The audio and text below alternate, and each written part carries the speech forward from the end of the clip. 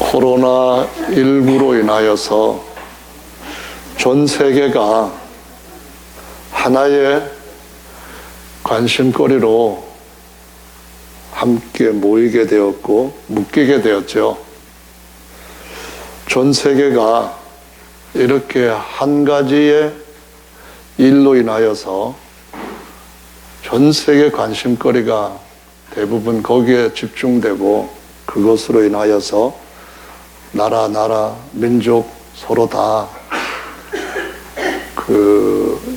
힘을 모으고 어떻게 하면은 이 문제를 인류가 함께 극복할 것인가, 뭐 이런 거창한 구호를 가지고 같이 그 일에 한 방향으로 나가는 그런 일은 전에는 없었던 것 같습니다.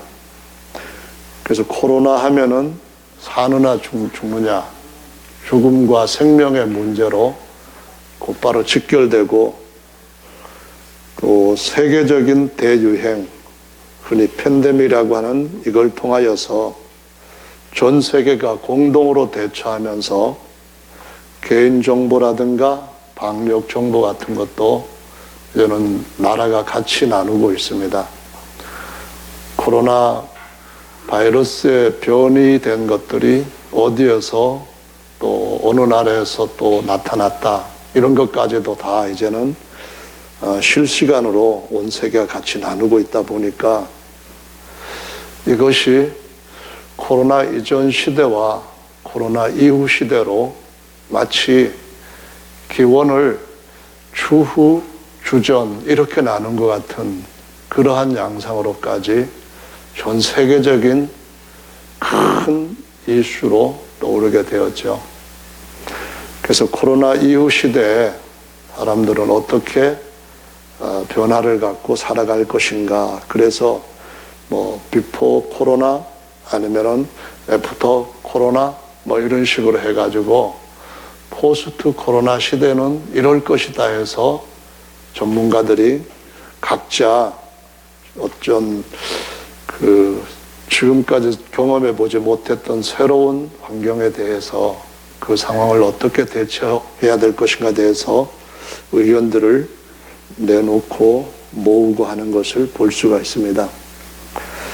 네, 그러다 보니까 감염자 숫자, 사망자 숫자 실시간으로 사람들한테 공유되고, 또 감염되지 않게 하기 위해서 방역 수칙으로 규제도 많이 하고, 또 얼마 전부터는 백신을 개발하고 치료제를 개발해서 이 문제를 어떻게든 극복하려고 온 나라가 한 군데 힘을 집중하고 있는 것도 볼 수가 있습니다. 이제는 증명서를 발급을 받아야만 다른 나라에 가서 사업을 할 수 있고 가족을 만날 수 있는 시대가 돼버렸는데, 그 증명서에는 음성 확증이라고 하는 그런 내용으로 믿을 만한 의료기관에서 발급한 것을 가지고 가야 될 때도 있고, 백신을 접종했다고 하는 그러한 증명서를 가지고 가야 할 때도 있고, 여권에는 이미 생체 신분에 대한 것들을 넣어가지고 나라의 국경을 통과할 때마다 이것들을 제시해야만 통과할 수 있는 이런 시대가 오게 되었죠. 근데 백신을 맞으면은 코로나에 일단 감염되는 것을 상당히 막을 수 있다 하는 것을 사람들은 계속 광고를 하고 또 맞기도 하는데, 그럼에도 불구하고 아직도 백신을 안 맞으려고 하는 사람들이 굉장히 많이 있습니다. 근데 이 백신을 맞지 않으려고 하는 이유 중에 보면은 몇 가지가 있겠죠. 하나는 부작용 때문에 다른 사람들이 맞고 난 뒤에 안전하다고 믿어지면 그때 맞겠다, 이런 사람도 있지만은 또 다른 이유도 가지고 있습니다. 어떤 사람들은 백신을 개발할 때에 연구하는 사람들이 의도적으로 짐승의 DNA와 사람의 DNA를 섞어가지고 백신에다가 집어넣어서 사람 몸에 집어넣기 때문에 언젠가는 사람의 몸에 이상한 일이 일어날 것이다. 예를 들어서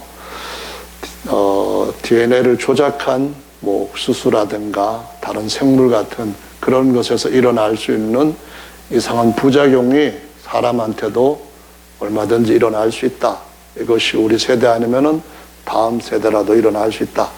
그래서 어느 날인가 갑자기 사람들이 그 좀비 같은 그런 모습으로 변할 수도 있지 않겠느냐 하는 두려움도 갖고 있기도 하고요. 또 한편으로는 이것이 결국은 성경을 믿는 사람들이 믿고 있는 것처럼 사람의 몸에 적 그리스도가 표를 받게 하는 전단제로 그것을 지금 우리가 그냥 쉽게 편하다고 하는 것 때문에 안전하다고 하는 것 때문에 필수적인 것이라고 하기 때문에 맞고 그와 같은 일에 하나씩 적응해 가다 보면은 결국은 진짜 표를 칠 때에도 피할 수가 없는 상황에 들어가게 될 것이다. 마음이 둔해질 수도 있고 여러 가지 연결되어 있는 것을 그때 끊을 수 있는 믿음이 없는 상태에서는 어쩔 수 없이 표를 받게 되는 상황에 우리가 몰리게 될 것이다. 그래서 받지 않은 사람들도 상당히 많이 있습니다. 이 안전하다, 편안하다, 편리하다, 필수다, 생존을 위하여서 또 다른 사람보다 더 앞서서 우리의 삶에 어떤 유리한 조건을 선점하기 위해서라면은 이 세상에서 나오는 시스템에 우리가 같이 적응하지 않으면 안 된다. 맞는 말이라고 생각이 됩니다. 그러나 그것이 어느 날인가는 우리의 삶 속에서 우리를 발도 붙잡고 손도 붙잡고 허리도 붙잡고 때로는 목도 붙잡아서 꼼짝 달싹하지 못하는 상황 가운데로 묶어 놓을 수도 있다고 하는 사실을 사실은 많은 사람들이 지금까지 설교를 해왔고 그런 상황이 오늘날 우리 주변에 가까이 오고 있는 것만큼은 아무도 부인할 수 없는 사실이라고 생각이 됩니다. 이 편한 것을 쓰다가 보면은 좋은 점도 있지만은 갑자기 큰 손실을 겪을 수도 있다고 하는 것을 제가 사소한 것에서 한번 느껴봤는데요. 지금 예수님께서 아버지와 아들과 성령이시다 하는 율신과 그리스도에 대한 책을 쓰는데 한 350페이지 정도 쓰고 그 다음에 이제 그걸 갖다가 이름을 바꾸어 가지고 그 뒷 내용들을 한 달 정도 더 작성을 하고 있었는데요. 어제 작업을 하다가 보니까 그 작성했던 것 한 달치가 싹 날아가 버렸어요. 왜 어떻게 날아갔는가 하면은 편하게 하기 위해서 성경의 내용을 인터넷에 있는 그 사이트에서 성경 구절을 그대로 쭉 끌어다가 2020년 문서에 갖다가 이제 올려놓으면은 글이 그대로 다 쉽게 아주 편하게 글로 옮겨집니다.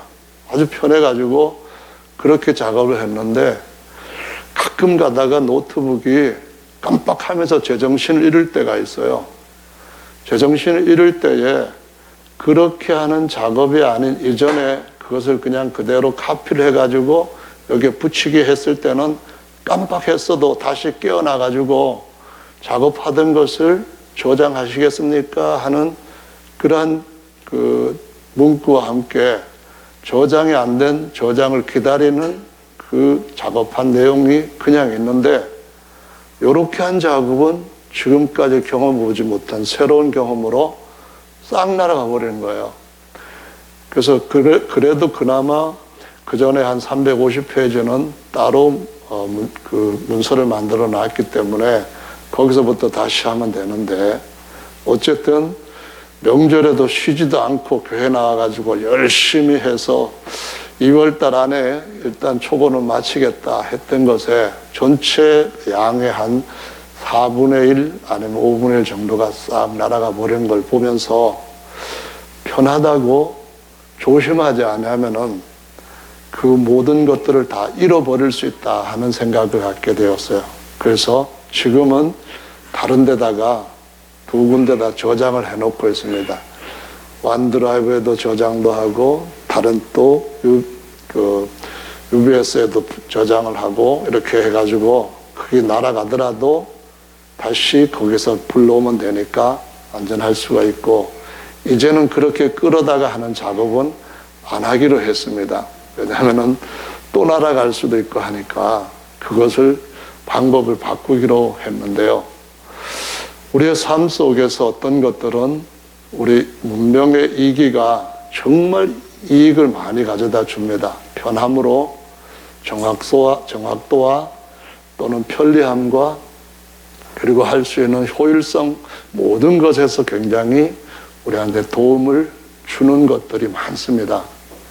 그런데 이런 것들이 하나님께서 말씀하신 것을 따라서 우리가 하늘에 저장해야 될 것들을 저장하지 못하고 그냥 땅에서만 한 500년 누릴 수 있을 것이라고 하는 생각 속에서 가다가 보면은 잃어버릴 것들이 너무 많고, 잃어버릴 때에는 너무나 큰 것을 다시 찾을 수 없을 만큼 후회하는 그러한 손해로 나타난다는 사실을 알아야 된다고 봅니다. 그래서 우리가 어디에 언제 살든지 간에 어떤 환경에 있든지 간에 우리가 목표로 하고 가야 할 곳은 반드시 주님과 함께 같은 길을 걸어가는 삶을 사는 것이 가장 지혜로운 삶인 줄로 믿습니다. 좀 힘들어도 그렇고 좀 얻는 것이 기대한 만큼 못 얻는다 할지라도 그렇고, 어쨌든 간에 우리는 본향에 가게 되면은 헤아릴 수 없을 만큼의 엄청난 것들을 얻고 영원히 누리게 될 줄로 믿습니다. 그래서 하나님의 말씀을 우리는 묵상하고 새기면서 이것이 우리의 영혼의 양식이구나, 영원히 살 수 있는 진짜 떡이구나, 이렇게 매일 확인하면서 살아가게 된다는 거죠. 아까 설교하기 전에 우리 박재훈 집사님이 지난주 저녁 시간에 설교했던 내용을 자꾸 다시 한번 되새김을 하고 싶다, 그래서 몇 가지를 물어보셨는데, 여기 계시는 분 중에 지난번 설교를 뭐를 했는지 기억하고 계시는 분 혹시 계시나요? 제목만이라도. 제목을 잊어버리셨으면은 제목은 이거였습니다. 길갈에 주는 4가지 교훈이었습니다. 그럼 4가지 교훈이 뭔지 혹시 기억하고 계시는 분 계십니까? 네. 제가 어렵게 설교했기 때문에 여러분들이 소화가 안 되셔서 소화 불량으로 별로 몸에 영의 유익이 안 되셨던 것 같은데요. 오늘 본 말씀을 가지고 다시 한번 은혜를 나누려고 하는데요. 오늘 이 말씀은 지금부터 2500년 전쯤 다니엘이라고 하는 선지자가 바벨론의 포로로 잡혀가서 그 가운데서도 하나님과 함께 하다 보니까 생존했을 뿐만 아니라 세상에서도 든든하게 왕 다음에 지위를 얻는 총리 자리에 세워질 수 있었고, 신앙을 잃어버리고 총리가 되었다면은 그에게는 큰 그것이 화인데도 신앙은 점점 강해지면서 제왕들까지, 황제들까지 하나님을 믿게 하면서 엄청난 승리를 했고, 거기다가 하늘의 비밀까지 깨닫고서 기록을 해서 자기 백성들이 앞으로 2500년 후에 어떤 일이 일어날 것인가 하는 것을 알려줬다는 겁니다. 너무 대단한 일 아닙니까? 여기 말씀에 보면은 내 백성과 곧 이스라엘 백성을 말하는 거죠. 그리고 이 성을 위하여, 예루살렘 성을 말하는 겁니다. 이 성이 어떤 의미를 가지고 있느냐 하는 것을 알면은 더 은혜가 되고요. 모르면은 그냥 그럴 것이지 뭐 이렇게 나올 수 있습니다. 음식 맛을 알면은 그 음식이 내가 꼭꼭 씹어서 내 몸에 좋게 해야 되겠다 하는 변화를 우리 마음속에 가져다 주고 행동의 변화를 줍니다. 여기에 이 약속은 하나님께서 하나님이 선택하셨던 한 사람 아브라함한테 하셨던 약속을 끝까지 이루시고 있는 것을 보여주는 겁니다. 이게 무슨 얘기냐 하면은 이스라엘 백성들이 애굽에 400년 종살이 하기 전에 하나님께서 먼저 그의 조상 아브라함한테 약속하신 것이 있어요. 창세기 15장에 보면은 내 후손들이 이방에 객이 되어 가지고 400년 동안 거기에서 어려움을 당할 것이다. 그런 말씀을 하시면서 무슨 말씀을 하시는가 하면은 내가 이 백성을 애굽에서 빨리 이끌어내고 싶지만은 아모리 족속이 있는 이 가나안 땅이 아직까지 다른 족속들은 죄악에 깊이 빠졌지만은 아모리 족속의 죄악이 관영하지 않았기 때문에 기다리겠다라는 말씀을 하십니다. 그러는 동안에 400년이라고 하는 긴 세월이 흘렀는데 종살이 하는 기간만으로도 그만큼 흘렀는데 아모리 족속의 죄악이 가득 차게 되었을 때에 모세를 통하여서 이스라엘 백성들을 이끌어내시는 일을 하십니다. 그런데 이 모세를 통해서 나왔던 백성들이 하나님의 말씀을 그대로 믿고 약속의 땅에 들어가면 되었는데 그래 하지 못했던 거예요. 길갈에서 하나님이 보여줬던 네 번째 교훈은 뭔가요? 거기에는 여호수아가 땅을 점령하려고 수많은 강한 성들을 점령하려고 하늘에 닿을 정도로 견고한 성, 키가 4m, 5m 되는 장신들이 살고 있는 그런 성, 이 칼이라든가 무기들도 엄청난 그런 성, 자기들이 볼 때 메뚜기처럼 보이는 그런 성을 점령하러 갈 때에 두려워 떨 것 아닙니까? 그런 네 번째 길가는 모세 앞에 하나님이 천사의 모습으로 사람의 모습으로 나타나셔가지고 내가 너희 앞서서 이 칼 들고 싸워주겠다 이 말씀을 하신 겁니다. 그래서 거기에서 전쟁이 어떤 양상으로 승패가 갈라지는가 하면은 하나님 말씀을 그대로 믿고 따르면은 여리고 성도 그냥 바보 같은 방법, 어리석은 기술로도 어리석은 전술로도 승리를 하게 됩니다.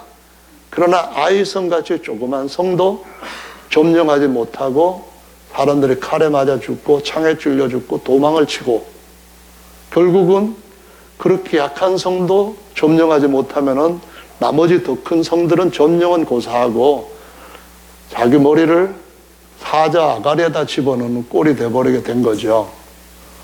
그래서 하나님께서 여호수아에게 그와 같이 승리를 주셔가지고 그 땅을 다 점령할 수가 있었습니다. 그런데 그 이전에 12명의 정탐꾼들은 자기 생각, 자기 경험, 자기 능력 가지고 도저히 안 된다 하고 하나님 앞에 말씀을 믿지 못하고 떠돌다가 다 죽었고 2명만 들어갔잖아요. 그리고 난 뒤에 40년이 흘러서 가나안 땅에 들어가는데요. 그때 여호수아가 이 아모리 족속을 치는데 보면은 여호수아서 10장 말씀에 이런 말씀이 기록되어 있습니다.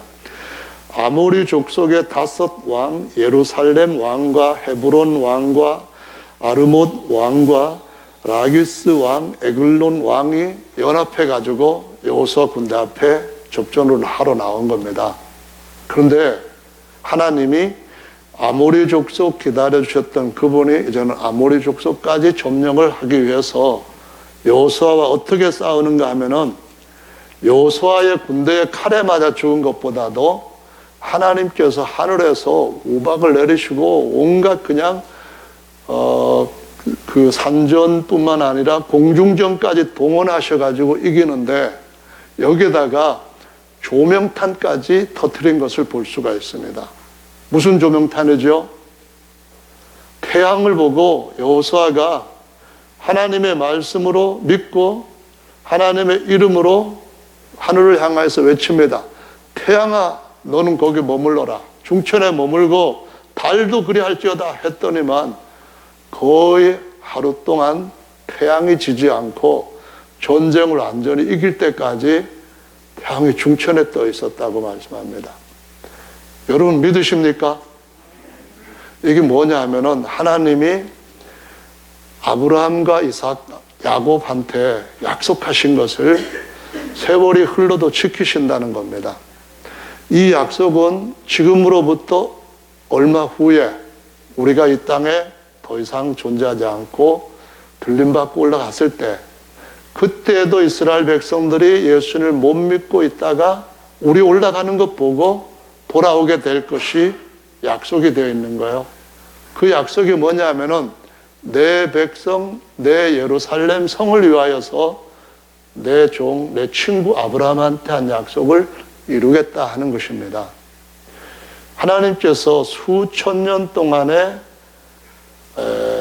거의 불가능하다, 아니 거의가 아니고 완전히 그는 불가능하다 하는 그런 상황 속에서도 약속을 지키시는 분이라고 한다면은 우리의 짧은 몇십 년의 생애 가운데서 하나님의 말씀대로 우리를 지키실 수 있을까요? 아니면은 못 지키실까요?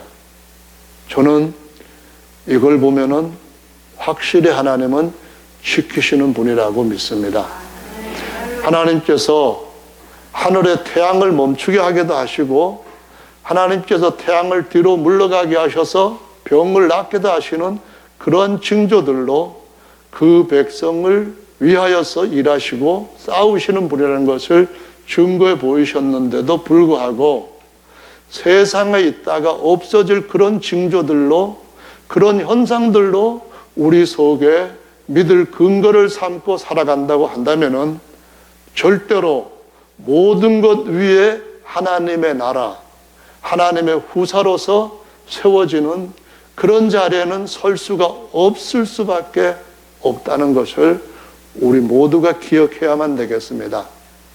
우리 삶 가운데 개인적으로나 가정적으로나 아니면은 직장의 사회적인 문제나 어떤 문제든지 여전히 주님은 다 아시고 반드시 승리하게 하시는 주님이신 줄로 믿으시기 바랍니다. 길갈의 첫 번째 교훈이 뭡니까?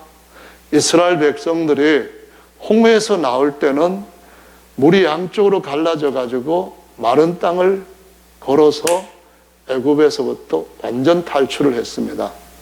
따라왔던 모든 군대는 그 물에서 수장되게 하시는 놀라운 구원으로 이스라엘 백성들한테 은혜와 구원을 주셨습니다. 요단강을 건널 때는 40년 이후에 새로운 세대가 할례를 하지 않았기 때문에 새로운 세대입니다. 그때는 제사장이 법궤를 메고 물을 딱 밟으니까 물이 위로 쌓이기 시작했습니다. 넘치는 때인데 쌓여서 위로 올라갑니다. 한쪽은 이제는 쫙 마른 땅이 나옵니다. 우리가 물과 성령으로 거듭난 새로운 세대가 되면은 하나님은 우리의 속 사람에 대해서 사망에서부터 완전히 일으켜 놓으신 생명의 능력으로 사망 우리 발 아래 제사장이 요단강 밟을 것처럼 밟게 하신 줄로 믿어야만 합니다. 이제는 우리에게 겉사람으로서 어떻게 살아야 될 것인가 하는 것을 보여주시는데, 그 삶은 우리가 가다가 엎드러지든지 우리가 가다가 쓰러지든지 우리가 가다가 순교를 당하든지 어쨌든 간에 어떤 상황으로 우리가 이 땅의 삶을 마감하든지 간에 우리의 속사람에 대한 것은 사단은 물론 사망에 손도 대지 못할 만큼 완벽하게 승리한 것이고, 물과 성령으로 거듭난 사람이 살아가는 모든 삶은 가나안 땅에 대한 기업을 더 확보하는 것과 같이 장차 우리에게 주님께서 주실 영원한 영광의 면류관의 크기, 영광의 크기를 더해주는 승리를 확보받은, 이미 주님께서 우리에게 너는 반드시 이 땅을 취할 수 있다고 약속해 주신 그것을 따라 믿음으로 상급을 얻기 위한 전쟁이고 승리가 확보된 전쟁이라는 것을 보여주시고 있습니다. 할렐루야. 여러분 두려워할 것이 없습니다.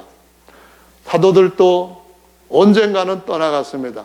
그러나 그들이 간 곳은 파멸의 어떤 음침한 갇힌 곳이 아니라 하늘로 올라갔습니다. 영원한 영광의 그날에 새로운 옷을 입기 위하여서 갔습니다. 이번 설날 제 아들하고 저하고 제 아내랑 같이 영화를 한 편 봤는데요. 바울이라고 하는 영화를 봤습니다. 집에서 아들이 그 TV에 나오게 해가지고 봤는데, 바울이 감옥에 갇혀가지고 추후 64년 이후부터 로마에 일어난 그 화재에 대한 모든 누명을 네로가 그리스도인들한테 씌우고, 그리스도인들은 그냥 산채로 나무더미에 올려주고 그 위에 세워놓은 기둥에 묶여가지고 다 죽어서 화형을 당한 그런 일들이 비일비재하게 일어났던 시기에 있었던 것을 이제 환경으로 해가지고 배경으로 그렇게 한 영화로 했는데, 거의 성경 말씀을 가지고 대화를 이어가는 면은 특이했습니다. 하나님께서 우리에게 주신 이 삶이 어떻게 보면 초대교회에서 사람들이 경험했을 때에 그들이 경험했던 것과 비교한다면은 뭐 그렇게 크게 염려하거나 무거워할 문제는 아니라고 생각됩니다. 중요한 문제는 세상은 점점 악이 강해지고 어둠이 점점 짙어지게 될 것이고, 인간의 탐욕은 이전의 어떤 독재자보다도 더 아주 심각한 탐욕을 드러내게 될 것이고, 그럴 때에 그리스도인들은 어둠 속에서 매일 도살할 양처럼 취급을 받는 일들도 일어날 수가 있다는 것이죠. 그럴 때 우리가 어떻게 해야 될 것인가 하는 것이 어쩌면은 영적으로 우리가 미리 이겨보고, 이겼기 때문에 더 승리를 하고 주님께서 나를 도우신다는 걸 경험함으로 내 믿음이 더욱더 강해지고 커지고, 나 혼자가 아니라 그런 돌들이 하나씩 모여서 우리가 가나안 땅을 이렇게 하나님의 큰 도움으로 건너서 그 증거를 내 돌이 여기서 증거하고 베냐민의 돌이 여기서 증거한다, 그걸 보면서 우리가 시너지 효과를 얻는다는 겁니다. 시너지라는 말은 원래 모인다라는 의미에서부터 나온 것으로서 어떤 것으로 비유할 수 있는가 하면은, 말이 수레를 끌고 갈 때에 말 한 필이 끌고 가면은 끌 수 있는 그 짐이 이 정도밖에 안 된다고 할 때, 두 마리, 세 마리가 같이 끌면은 이 정도 세 개가 아니라, 이 정도 두 개가 아니라 더 많은 것들을 끌 수 있다고 하는 그런 의미에서 시너지 효과라고 하는 말을 쓴다고 하는데요. 우리 형제들 하나하나가 이런 경험, 저런 경험, 어려움을 극복한 경험들을 서로 같이 엮을 때에 하나님은 우리로 하여금 우리가 꿈꿀 수 있는, 우리가 더 큰 것들을 취할 수 있는 하나님 안에서의 위대한 비전들을 공유하게 하실 줄로 믿습니다. 그것이 바로 오늘날 우리가 취하고 우리가 따라가야 할 우리의 삶에 있어서 가장 멋진 과제라고 하는 사실을 생각하면서, 하나님은 여전히 그 약속을 지키신다는 것입니다. 2500년 이후에도 자기 백성들을 아브라함한테 약속하셨던 것처럼 건지시고 예루살렘의 회복을 주실 것이라고 하는, 주시되 더 완전한 것을 주실 것이라고 하는 이 말씀을 오늘 함께 살펴보시면서 살아계신 하나님과 더욱더 친구 되시기를 예수님의 이름으로 축원합니다.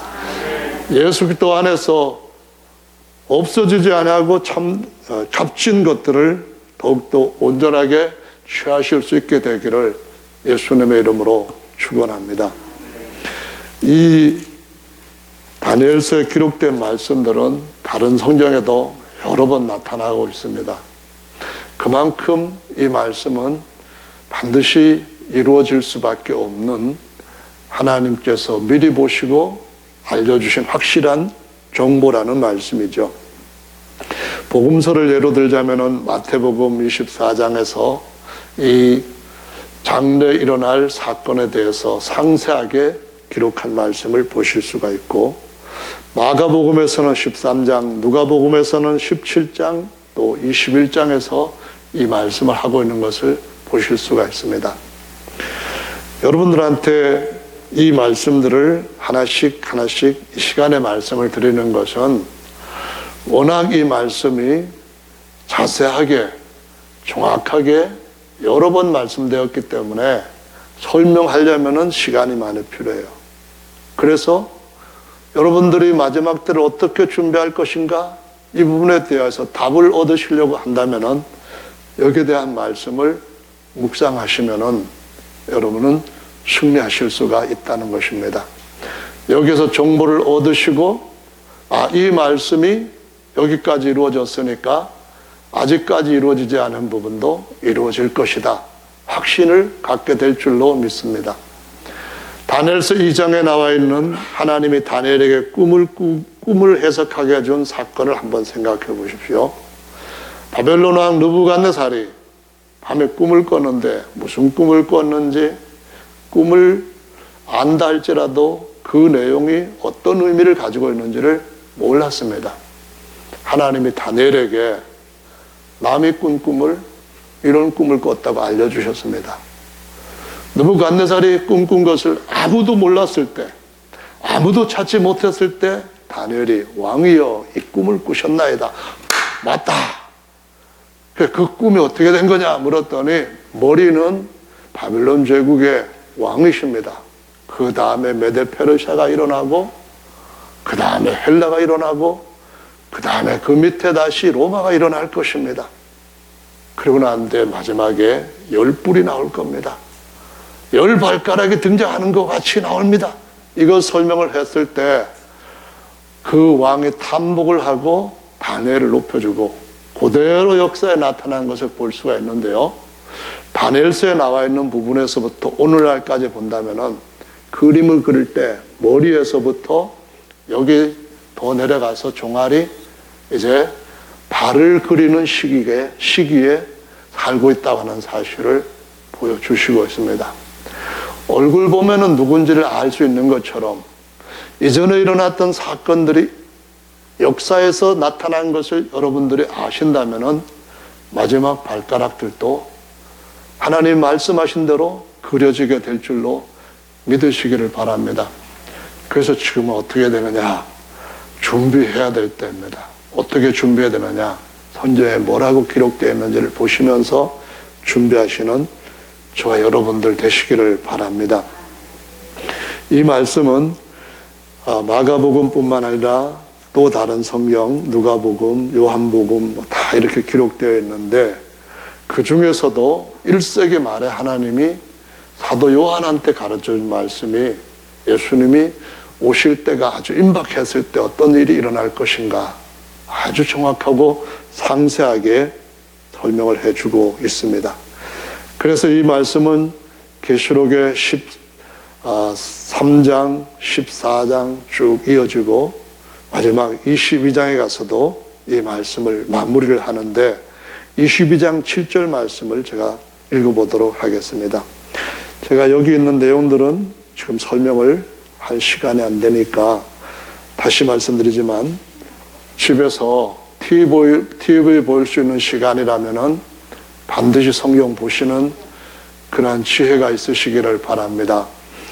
22장 7절에 보라 내가 속히 오리니 이 책의 예언의 말씀을 지키는 자가 복이 있으리라 하더라.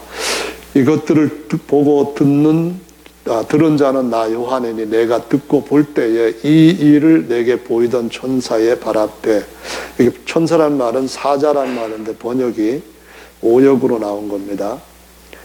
그 사자의 발 앞에 엎드렸더니 저가 내게 말하기를 나는 너와 내 형제 선지자들과 또 이 책의 말을 지키는 자들과 함께 종된 자이니 그리하지 말고 오직 하나님께 경배하라 하더라. 또 내게 말하되 이 책의 예언의 말씀을 임봉하지 말라. 때가 가까우니라. 불의를 하는 자는 그대로 불의를 하고 더러운 자는 그대로 더럽고 의로운 자는 그대로 의를 행하고 거룩한 자는 그대로 거룩하게 하라. 지금 이 시기는 누가 뭐라고 막 해가지고 억지로 할 수 있는 그런 시기가 아닙니다. 이제는 내가 직장이든 아니면은 또 다른 어떤 일에 대해서 인생에서 결정해야 될 크고 작은 문제들을 자신이 선택을 해야 될 문제입니다. 그런 시기입니다. 자식이라고 해서 부모 말 다 듣는 거 아니고요. 부모라고 해서 자식을 위해서 전적으로 다 희생하는 그런 사랑을 보이지도 않는 시기입니다. 요즘 보세요. 이모한테 애를 맡겼더니만 이모가 아니 그 애를 뭘 못한다고 해가지고 때리고 그 다음에 또 물고문도 시키고 모든 사람이 그런 건 아니지만은 오늘날 이 세상은 많은 것들이 무너져 있는 시대에 흑암이 사방에 깊이 들여온 시대에 살고 있다고 하는 사실만큼은 부인할 수가 없습니다. 그래서 이와 같은 시대에 우리가 어떤 사람한테 이것이 하나님의 말씀입니다 하고 권할 수는 있지만은 그거 안 한다고 해가지고 뭐 야단치거나 아니면 뭐 어떻게 징계를 하거나 그런 것도 사실은 별로 의미가 없는 시대에 살고 있습니다. 예수님 말씀하시잖아요. 불의를 행하는 사람은 그렇게 하게 해라. 의를 행하는 사람은 계속 의롭게 살고 거룩함을 쫓는 사람이라면 계속 거룩함을 쫓게 하라. 왜요? 주께서 오실 날이 가깝기 때문이다. 이 말씀입니다. 그래서 뒤에 이어지는 말씀을 보면은 보라 내가 속히 오리니 내가 줄 상이 내게 있어 각 사람에게 그의 일한 대로 갚아주리라. 이 말씀을 읽고 듣고 지키는 자는 복이 있다. 그 말씀이 무슨 말씀입니까? 길갈에서 보세요. 길갈에서 두 번째 것은 할례를 함으로써 죄의 종의 이 썩을 육체를 던져버렸고 언젠가 주께서 다시 오시는 날 그의 영화로운 몸처럼 변케 된다는 겁니다. 형제를 보니까 예수님처럼 보이는 그런 몸으로 변케 된다는 겁니다. 그래서 길갈의 세 번째 교훈이 뭡니까? 길갈의 세 번째 주님이 주시는 교훈은 이제는 옛날 썩을 양식을 위해서 살지 아니하고 새 땅에서 나오는 새로운 그 곡식으로 살아가야 된다는 것입니다. 하나님의 영원한 생명의 말씀을 믿고 먹고 소화하고 그 힘으로 살아갈 때에 주께서 오시는 그날 우리에게 주실 상급이 더욱더 커지고 승리는 반드시 다 얻게 될 줄로 믿으시기 바랍니다. 할렐루야. 그래서 나는 알파와 오메가고 처음과 나중이고 시작과 끝이다. 이 말씀하십니다. 저와 여러분들이 한 20년 신앙생활을 하면서 그때까지는 열심히 기도도 하고 금식도 하고 성경도 외우고 매일매일 오마치 읽고 봉사도 하고 전도도 하고 열심히 했습니다. 근데 끝은 어떤가요? 더더구나 예수님께서 오실 때가 되어 있는 가까운 이 시기는 어떤가요? 우리가 성령으로 시작을 했으면 성령으로 마쳐야 된다고 말씀하시지 않습니까? 예수님으로 시작했으면 예수님을 마쳐야 되고 하늘의 소망 가지고 시작했으면 하나님의 소망이 우리에게 더 이상 소망이 아니라 현실로 잡는 거기까지 이룰 수 있도록 그 삶을 살아야 된다고 말씀하시지 않습니까? 예수님 믿고 한껏 물질적 복도 받고 또 다른 건강적 세상의 지위 이런 거 다 받았다 할지라도 마지막 주께서 주시는 하나님의 아들로서의 후사가 되는 것, 영원토록 그분과 함께 세상과 모든 것들을 다스리는 왕노릇하는 것, 영원토록 하나님을 우리 안에 영으로 모시고 그분을 섬길 수 있는 제사장으로 살 수 있는 것, 이것이 주께서 우리에게 주시고자 하시는 끝이 아닙니까? 이것이 우리에게 주시는 주님의 마침이 아닙니까? 이것이 주께서 우리의 모든 삶 가운데 주께서 주시고자 하시는 완성이 아닙니까? 이것을 위해서 저와 여러분들이 살아야 될 줄로 믿습니다. 그러기 위해서는 선한 싸움을 싸워야 됩니다. 우리 앞에 계시는 그 군대장관 야훼께서 그 예수께서 우리 앞서서 친히 싸울 것이기 때문에 나는 죽어도 살겠고 내가 순교를 한다면 더 크고 큰 영광의 면류관으로 사도들과 같은 그와 같이 하나님 앞에 떳떳이 그분의 얼굴을 볼 것이라고 하는 이 믿음으로 우리의 삶을 채우고 마치는 이런 지혜와 용기가 저와 여러분들한테 꼭 필요한 줄로 믿습니다. 그래서 이어지는 맨 마지막까지 말씀해 보시면은 이렇게 말씀을 하고 있습니다. 이것들을 증거하신 이가 가라사대 내가 진실로 속히 오리라 하시거늘 아멘. 주 예수여 오시옵소서. 아멘.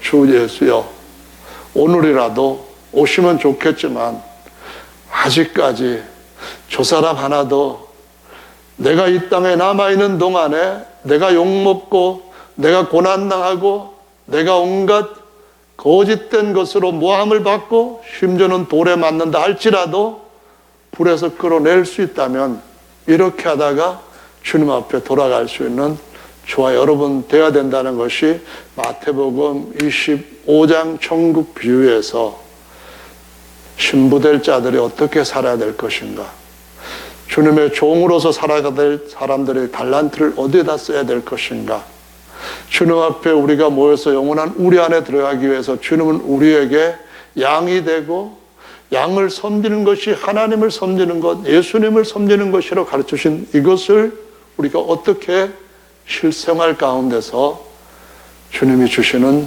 새로운 계명으로 지키면서 살아갈 것인가, 이것을 보여주고 있기 때문에 저 여러분들 마지막까지 승리를 더할 수 있는 우리 모두가 되기를 예수님의 이름으로 축원합니다. 세 가지 일들이 우리 앞에 중요한 것으로 나타날 겁니다. 적그리스도가 전 세계를 지배하는 통치 시대가 3년 반 정도 이 땅에 찾아오게 될 것이라고 말씀합니다. 그 전에 우리는 준비되어서 공중에 주께서 오셨을 때 그분 앞에 모여야만 됩니다. 근데 우리가 올라가고 난 뒤에 이 세상에서 3년 반 동안 전 세계를 지배할 그런 일들이 일어나게 되는데요. 이것은 인류 역사에서 초유의 사건이라고 가르쳐 주시고 있습니다. 지금까지 전 세계를 정복했던 사람은 없었습니다. 바벨론의 느부갓네살도 아니었고요. 그 다음에 메데페르시아의 고레스도 아니었고요. 가장 뛰어난 정복자가 알렉산더였습니다만 그도 역시 젊은 나이에 요절을 했습니다. 이 세상에서 그래도 가장 큰 땅으로 쳐서 가장 광활한 땅을 정복했던 사람은 1206년부터 1227년까지 한 20년 조금 남짓하게 왕위에 있었던 징기스칸입니다. 징기스칸은 알렉산더가 정복했던 땅, 나폴레옹이 정복했던 땅, 히틀러가 정복했던 땅보다도 더 넓은 땅을 정복을 했습니다. 그렇게 하다 보니까 이 징기스칸이야말로 역사상 가장 큰 대륙을 지배했던 그러한 정복자였고 아주 잔혹한 뭐랄까요, 굴복하지 않으면은 아주 두려워 떨지 않을 수 없을 만큼 잔인하게 그 백성들을 다루었던, 정복된 백성들을 다루었던 그런 왕이었는데요. 이들이 정복을 할 수 있었던 세 가지 요소를 들자면 첫 번째로는 군인들이 다 훈련이 잘 돼 있었습니다. 어려서부터 이 사람들은 말타기가 자기들의 삶 자체였습니다. 그리고 이 말을 타고 잠을 자거나 아니면 싸움을 하거나 활 쏘고 창을 휘두르고 하는 것이 정말 뛰어났는데 정복하러 갔을 때 동원된 군사의 숫자는 보면은 15만에서 20만 명 정도밖에 안 됐다고 합니다. 15만 명이면은 우리나라에 쳐들어왔던 당나라 수나라 그럴 때도 100만, 130만 이런 정도로 어마어마하게 군대가 자기 성을 지키고 있는데 그 성을 빼앗을 숫자가 안 됩니다. 그럼에도 불구하고 이들은 다 정복을 했습니다. 또 한 가지 이들은 말을 타고 기동을 하기 때문에 다른 사람들이 한 달 걸려서 갈 것을 일주일이면 그냥 갑니다. 타고 가면서 먹고 타고 가면서 자고 타고 가면서 이렇게 하다 보니까 다른 사람들이 예측을 못합니다. 텐트 치는 것도 어려서부터 훈련되어 있으니까 그냥 쳤다가 거두고 그냥 물에 불려가지고 먹으면서 가고 뭐 이런 식으로 보급도 다 해결하고 합니다. 근데 이 특징이 로마 시대 때도 같이 있었던 것을 봅니다. 로마 때는 헬라어가 전 세계를, 적어도 그들이 정복했던 유럽 지역의 세계들을 문화로 정복을 했기 때문에 예수님 당시에는 로마가 지배하고 있었고 라틴어를 썼는데도 불구하고 헬라어로 성경을 기록할 정도로 그 문화가 곳곳에 사람들을 잡고 있었습니다. 그러다 보니까 헬라어만 가지고도, 신약 성경만 가지고도 어느 민족, 어느 족속이든지 가서 예수 그리스도를 증거할 수 있는 바울의 선교 사역이 가능했던 것을 볼 수 있습니다. 비행기 타고 가는 것이 아니었는데도 불구하고 이 바울은 한 2만 킬로미터 정도 되는 거리를, 배 타는 것까지 합쳐서 그 거리를 이 말씀을 가지고 와서 전파함으로써 수많은 사람들이 그리스도를 알게 된 것을 볼 수가 있습니다. 거기에다가 여러분 잘 아는 것처럼 모든 길은 로마로 통한다 이렇게 알려지고 있습니다. 팍스 로마라 할 때 그 길을 따라서 정복자들이 오고 가고 그 길을 따라서 곡물과 여러 가지 상거래하는 물품들이 오고 가고 했기 때문에 가능했던 것이죠.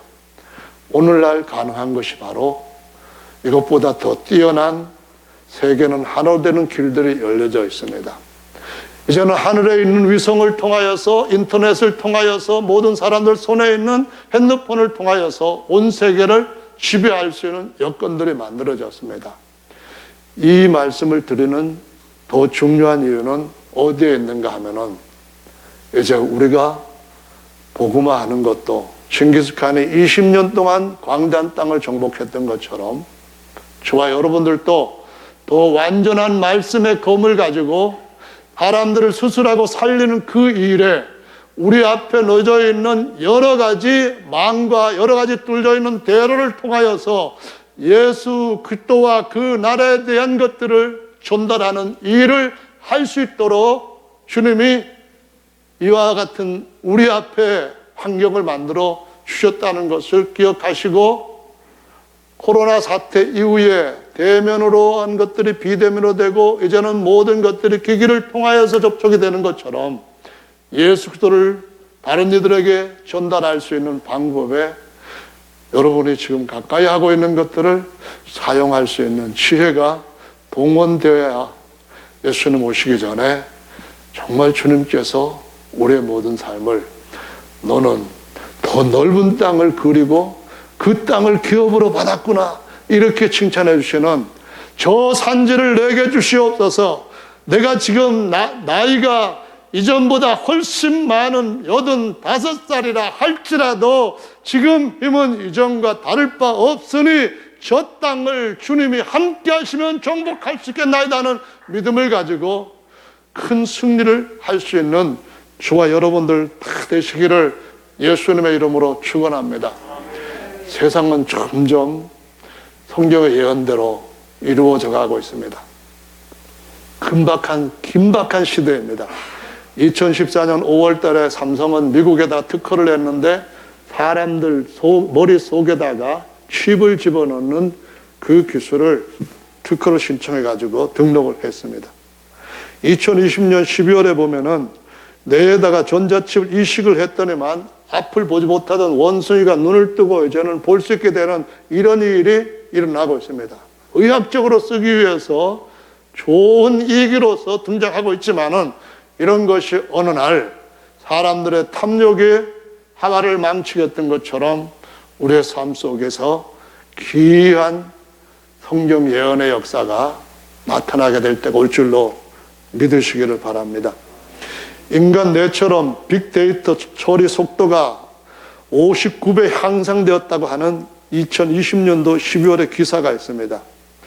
이제 정보량을 얼마 정도로 더 빠르게 처리를 할 수 있는가 하면은 이것은 거의 한 250배 정도 빠르게 어디도 막힘없이 전달하고 받고 할 수 있는 그러한 기술이 카이스트에서 개발돼 가지고 공개가 됐습니다. 이 모든 것들은 온 세계가 하나로 묶여지고, 만약 그것이 우리를 조우려 오는 그러한 그물이 된다고 한다면은 촘촘하게 조아오는 그물로서 저 여러분들이 세상에 속하지 않은 한 피할 수가 없는 상황이 올 수도 있는 줄로 믿으시기 바랍니다.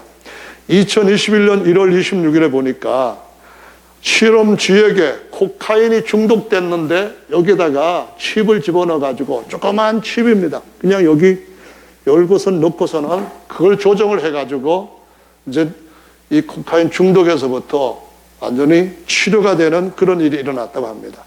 2021년 2월에 보니까 원숭이가 생각만으로 비디오 게임을 할 수 있는 것으로서, 저기 그 자동차, 요새 전기자동차 미국에서 유명한 그 알론 머슬런가 하는 그 친구가 지금 그것을 공개를 하고 있습니다. 머리에 생각하면은 생각이 그대로 모니터에, 컴퓨터에서 스크린에, 모니터에 그냥 나타나오게 한다는 겁니다. 사람의 것을 여기다 집어넣기도 하고 여기 걸 갖다가 스크린에다가 옮겨놓기도 하는 그런 일이 이제는 우리의 손앞에 와 있다라고 얘기를 하고 있습니다. 이런 일들이 우리 앞에 이루어지고 있는데 우리가 어떻게 살아야 될까요? 조심해야 되는 줄로 믿습니다. 생체 칩, 온갖 인간 이상의 기능을 갖고 있는 로봇, 타이거라고 하는 이름의 자동차를 현대에서 얼마 전에 공개를 했습니다. 애플하고 이와 같은 것을 개발하겠다 했는데 애플이 비밀주의로 우리 안 한다 뭐 이렇게 나오니까 곧바로 공개를 했는데, 이게 뭐냐면은 4개의 다리가 달려있고 끝에 바퀴가 달려있는 차입니다. 이런 개념이에요. 그 안에는 인공지능이 들어있어 가지고 마부도 타있고, 드라이버죠, 자동차 운전수도 타있고, 발이 4개입니다. 자동차는 웬만한 비탈을 못 올라갑니다. 그리고 턱 진 곳을 못 올라가잖아요. 그런데 이놈은 발이 4개이기 때문에 이런 턱 친 데더라도 턱턱 밟고 올라가고, 평지에서는 고속도로를 쌩 달리는 이런 것이 이제 공개가 되었습니다. 근데 이놈이 다 인공으로 그 안에서 사람이 아닌 지능이 운전수 역할을 다 한다는 거예요. 그래서 어떻게 집어넣느냐에 따라서, 어떻게 조정을 하느냐에 따라서 이런 것들은 이제 인간의 손을 벗어날 수 있는 그런 정도로까지 나가야 될 것이고, 다니엘서에 나와 있는 말씀처럼 성전에 말하는 우상을 세워서 세상을 지배할 것이라고 했던 이 말씀도 이제는 너무나 쉽게 이루어질 수 있는 모든 것들이 다 준비되어 있는 시기에 살고 있다는 것을 기억하시면 좋겠습니다. 모자이크를 다 맞추기 전에는 이것이 뭐가 될까 잘 모릅니다. 부품들을 그냥 다 완성품으로 만들어 놨어도 이 부품이 어디에 들어가서 조립이 되지 않은 한은 잘 모릅니다. 지금 우리가 일어나고 있는 많은 일들이 어느 날 갑자기 완전 조립품으로 우리 앞에 나타날 때가 올 줄로 믿습니다. 그래서 지금 조심하고 믿음을 올바로 또 온전하게 갖게 돼야 될 때가 온 줄로 믿습니다. 삼성 세탁기가 어느 정도로 지금은 발전했냐면은 인공지능을 집어넣었기 때문에 세탁기에다가 물을 얼만큼 넣어야 될지 그 안에 들어가 있는 빨랫감의 때의 양 정도, 옷감의 질 정도, 그리고 그것이 어떤 것이 세제를 넣어야만 잘 될 것인지, 온도는 어떻게 해야 될 것인지, 또는 돌리는 속도는 어떻게 해야 되는 것이, 다 이것이 혼자서 계산을 착착착착 다 해가지고 빨아가지고 말려주는 이러한 인공지능 세탁기가 나왔습니다. 요즘 인공지능의 로봇, 일본 같은 경우에는 결혼하지 않고 일본 그 로봇을 사가지고 사는 그런 사람들도 이제 점점 늘어가고 있는데요. 골프 치기를 이제 얼마 안 있으면은 박세리와 같이 미국에서는 인공지능 골프가 올 겁니다. 로봇인데 아직 모양은 그냥 엉성합니다. 그런데 어느 정도로 잘 치는가 하면은 바람의 세기, 방향, 거리, 모든 것들을 다 탁탁탁탁 순식간에 계산해 가지고 집어쳤는데, 최고의 골프보다도 더 뛰어난 실력을 나타냅니다. 뭐랄까요. 지난번에 이세돌이 인공지능한테 그냥 겨우 한판 이긴 둥 만둥 했는데 지금은 가장 뛰어난 바둑 기사라 할지라도 볼 3개, 2개 먼저 주고라도 이길 수 있는 사람이 없습니다. 이것은 온 세상을 지배할 수 있는 자가 지배할 수 있게끔 모든 것들을 만들어가고 있다는 것이고, 우리 속에 뭐를 넣느냐에 따라서 바보를 만들 수도 있고 충성된 호위병을 만들 수도 있고, 우리가 어떻게 사느냐에 따라 가지고 이 세상이 정말 영원한 나락으로 떨어질 수 있는 위험천만한 백두 난간이 될 수도 있고 하늘로 오를 수 있는 최고의 놀라운 하나님 앞에서의 경주장이 될 수도 있다는 것을 기억하시고 승리하시는 모든 성도들이 되시기를 예수님의 이름으로 축원합니다. 우리는 앞에서 승리하는 전선에 설 것입니다. 다 같이 한 목소리로 잠시 동안 기도하겠습니다.